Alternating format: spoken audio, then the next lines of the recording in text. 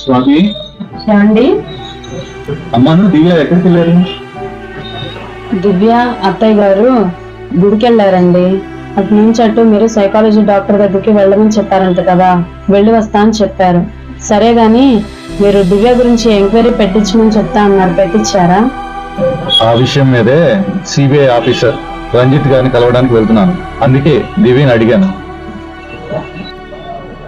సరేనండి, జాగ్రత్తగా ఎంక్వైరీ చేపించండి. ఆత్మహత్య చేసుకునేంత పిరికింది కాదు మన దివ్య. అక్కడేదో జరిగింది.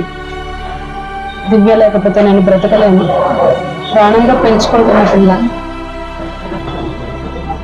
నువ్వు బాధపడ భక్స్వాతి, నువ్వు అలా బాధపడితే నేను తట్టుకోలేను. అసలు మన దివ్య ఇలా ఎందుకు చేసుకుందో నేను కనుక్కుంటాను, దానికి గల కారణం ఏందో తెలుసుకుంటాను. కానీ దీనికి కారణమైన వాడిని మాత్రం విడిచిపెట్టను. లెక్క ఇవ్వడానికి మా తోటమల్లి మస్తాన్ వాళ్ళు వస్తా అన్నారు, ఒకసారి అది చూసుకో, ఓకేనా?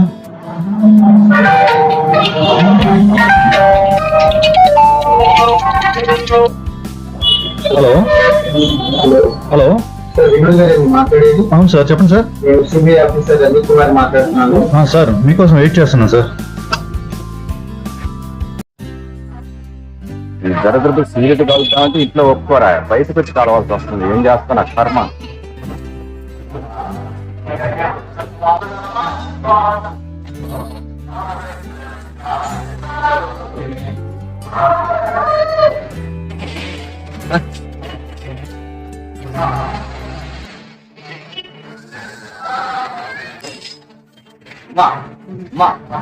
ఏమైంది? ఏమైందమ్మా?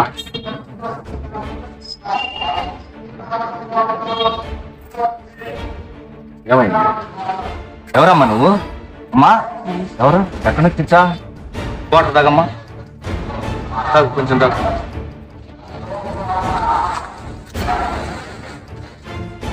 అమ్మా పర్లేదా? బాగుందా? మీ ఇల్లు ఎక్కడ చెప్పమ్మా, నేను మీ ఇంటికాడ వదిలిపెడతాను. ఈ వయసులో ఈ టైంలో బయటికి రావటం అంత బాగుంటుందమ్మా. ఎక్కడేనయ్యా, పంతులు గారి ఇంట్లో ఉంటున్నాను. ఏమిటి, మా విసుగాడి ఇంట్లో ఉంటున్నావా? పని చేస్తున్నావా? సరే, ఇక్కడ మా దగ్గరలో ఇల్లు ఉందమ్మా, వాడికి వెళ్తారా? చాలా నీరసంగా ఉన్నాను. సరేనయ్యా. మా ఇంటికి వెళ్ళి ఇక్కడ మాట్లాడుకున్నారమ్మా.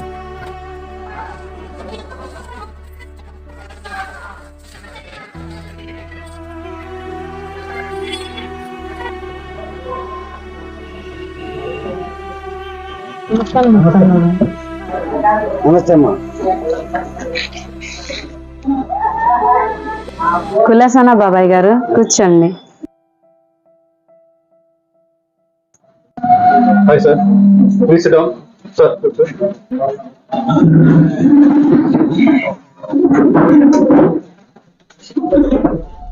మొన్న టెంపుల్ దగ్గర ఒక మర్డర్ జరిగింది కదా, ఇంకేమైనా అయితే ఉందా? అదే, దాని గురించి అయితే కొంచెం ఐడియా లేదు. ఆ కేసు ఇన్వెస్టిగేషన్ మీద రావడం జరిగింది. మీరు నన్ను ఎందుకు కలవాలనుకున్నారు? అమ్మాయి దివ్య సూసైడ్ అటెంప్ట్ చేసుకుంది. ఏంటి, దివ్య సూసైడ్ అటెంప్ట్ చేసుకుందా? అవును, ఆ కేసు గురించి మాట్లాడడానికి మిమ్మల్ని రమ్మన్నాను. ప్రస్తుతానికైతే ప్రాణాపాయం ఏం లేదు, కానీ అమ్మాయి ఏదో గేమ్ ఆడిద్దని తెలిసింది. ఆ గేమ్ లో భాగంగానే ఏదో టాస్క్ ఇస్తారంట. ఆ టాస్క్ లో భాగంగా ఏదో బాగా స్ట్రెస్ ఫీల్ అయింది, అందువల్ల ఇలా జరుగుంటుందని నా అనుమానం. డాక్టర్ గారు అమ్మాయికి సైకాలజీలో ఏదో ప్రాబ్లం అన్నారు, అందుకని ట్రీట్మెంట్ కూడా ఇస్తాను. అమ్మాయిని ఎక్కువగా అడగడానికి ఒత్తిడి పడుతుందని వద్దన్నారు.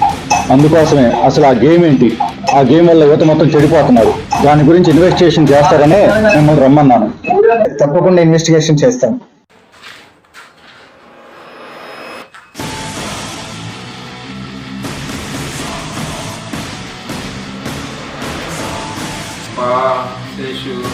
మన వాళ్ళే అట్లా డీల్ చేయకూడదయ్యా.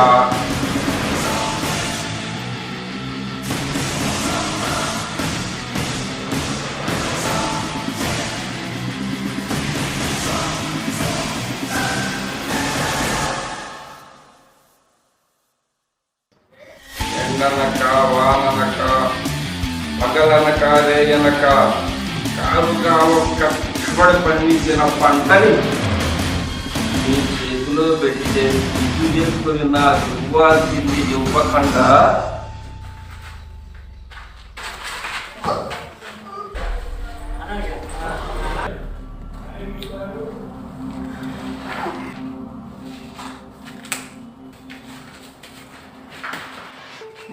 శేషు బతికుంటే మన గ్రూపులోకి తీసుకురా, చచ్చిపోతే అటు నుంచి అటు శ్మశానానికి తీసుకెళ్ళు.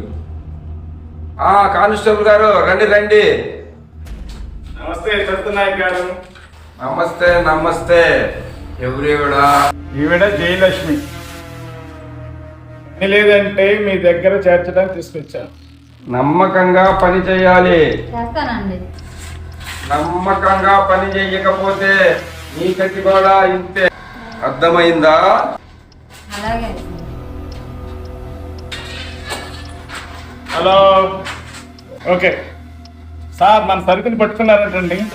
అరే శేషు, ఆ ఇన్స్పెక్టర్ కి ఫోన్ కలుపురా. Okay sir. Inspector Rangaiah garu మాట్లాడేది, మా బాస్ మాట్లాడతారు. ఒరే రమధీరా, అరగంటలో సరుకు నువ్వు ఇక లేకపోతే నీ ఫ్యామిలీ ఉంటదిరా. కృష్ణ వెళ్ళి పని చూడు. Okay sir.